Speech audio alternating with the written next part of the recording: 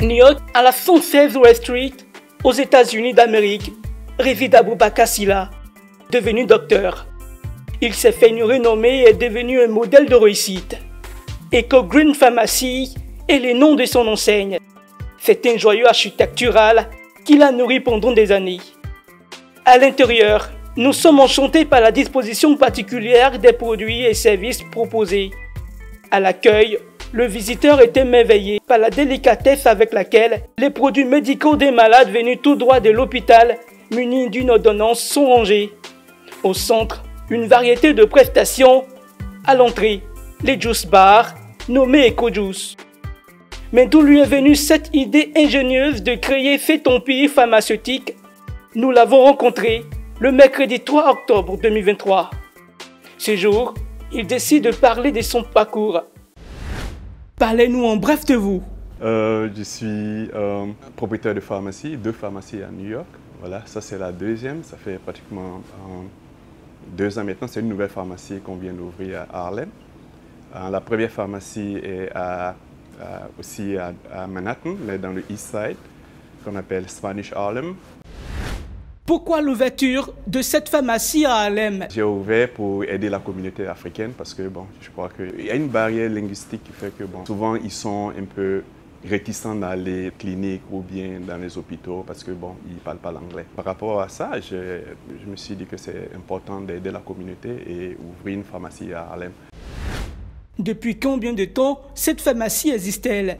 Oh, la pharmacie, elle est là, ça fait moins de 2 ans, pratiquement 2 ans, ouais, mais moins de 2 ans. Voilà, vraiment nouvelle cette pharmacie. Oui. Quelles sont vos prestations?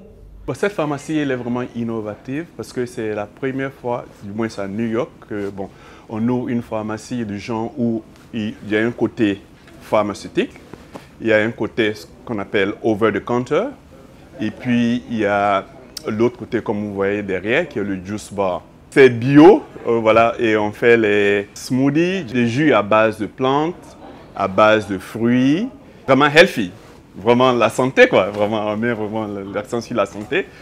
Et aussi, on a beaucoup de produits en bio et d'herbes et autres. C'est une combinaison de tout, de pharmaceutique, botanique et puis wellness.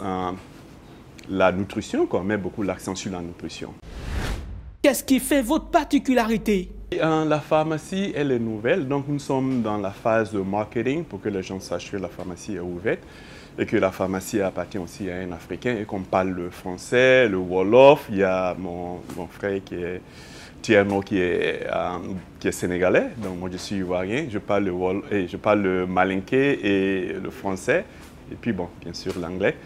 Voilà, donc cette barrière linguistique, là, on fait l'effort pour la briser, pour que bon, les gens viennent avec les questions. Et ce qui est vraiment important, c'est que dans notre pharmacie, on fait les tests de diabète, on fait les tests d'hypertension, et puis bon, et aussi les basic check-up. Et nous sommes en collaboration avec des docteurs aussi, quelques docteurs africains, et puis bon, aussi des docteurs américains. Quand il y a quelque chose qui a besoin d'être suivi et on peut référer les patients aux soins appropriés, au docteur approprié pour une suivi, quoi. Donc, mais pour les soins préliminaires ou bien les dépistages préliminaires au niveau de la tension artérielle, le diabète et puis le truc, là, nous on fait ça ici. Et puis bon, les basiques, trucs pour le traitement de plaies, des trucs. On fait beaucoup de choses que les autres pharmacies américaines ne le font pas, parce qu'on essaie d'adapter, quoi, voilà, à notre réalité d'immigrants dans un pays comme l'Amérique. Voilà. Avez-vous des cas de témoignages de patients satisfaits par vos prestations? Oui, on en a beaucoup. Tous ceux qui passent vraiment dans cette pharmacie sont satisfaits. Donc, comme je dis, nous sommes dans la phase de marketing parce que les gens ne connaissent pas. C'est bien que c'est la 107. Ceux qui sont à Harlem ont vu la pharmacie, mais ils ne savent pas que la pharmacie appartient à un Africain.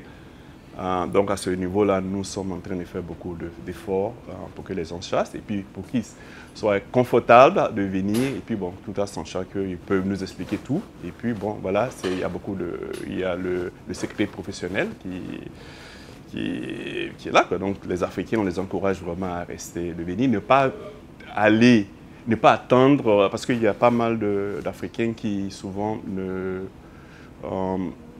vont pas voir les docteurs, ils ne font pas les check-up. Et puis, bon, c'est quand quelque chose ne va pas, généralement c'est tard. Et on les encourage de venir. La pharmacie est ouverte de 9h du matin jusqu'à 19h du soir. Donc, tu peux venir, il n'y a pas besoin de rendez-vous, tu peux venir. Et puis, bon, nous, on s'occupe de vous, quoi. Voilà. Un peu comme en Afrique. Combien de personnel avez-vous? 8 personnes, je crois. Au niveau de la pharmacie, produits pharmaceutiques, voilà, ça c'est de l'autre côté. On a Jemila et puis Tienne, moi. De l'autre côté, on a la botanique, moi et puis il y a Jenna. Et puis de l'autre côté, il y a chose comme on appelle Essie et puis Amanda qui sont de l'autre côté. Quoi, voilà. Et aussi, on parle, comme tu vois, les noms sont spanish, hein, il y a pas mal d'espagnol ici. Donc ici aussi, on parle l'espagnol, on parle très bien l'espagnol ici. Quel est votre message de sensibilisation contre l'immigration clandestine? Il y a beaucoup d'illusions au fait. Peut-être que tu as les médias, les trucs, mais la réalité est que sur une personne qui réussit aux États-Unis, il y a 99 qui sont passables ou bien vraiment qui souffrent. Voilà, je crois que ça ne vaut vraiment pas la peine. Si vous venez pour étudier, si vous avez un objectif bien précis, je vous encourage de venir, sachant exactement ce que vous allez faire. Mais si c'est juste tenter l'aventure, vous ferez mieux de rester là où vous êtes. Parce que la réalité est que l'effort que vous allez fournir ici, si vous mettez ce même effort en Côte d'Ivoire, je suis en Côte d'Ivoire tout récemment, vous mettez ce même effort, je parie que vous allez réussir. Voilà, l'illusion, c'est de venir ici et puis, bon, galérer, tu vas perdre 5 ans, 10 ans et puis, bon, regretter même pourquoi tu es là. Vraiment. Donc, moi, je n'encourage personne à venir, à moins que tu sois vraiment, vraiment sûr de toi que ce que tu veux faire est exceptionnel. Si c'est pour juste venir et puis débrouiller et puis, bon, voir ce que l'avenir peut donner, moi, je crois que tu peux faire la même chose ici. Si c'est pour laver les assiettes ou bien être sécurité ou bien n'importe quoi. Vous pouvez faire en Côte d'Ivoire et puis ici ou bien au Sénégal et puis truc. C'est une question d'organisation. Ce n'est pas une question de là où tu es, je crois. Voilà. De par mon parcours, voilà, de par mon expérience aussi, c'est le conseil que je suis donné aux jeunes. Votre mot de fin? Merci.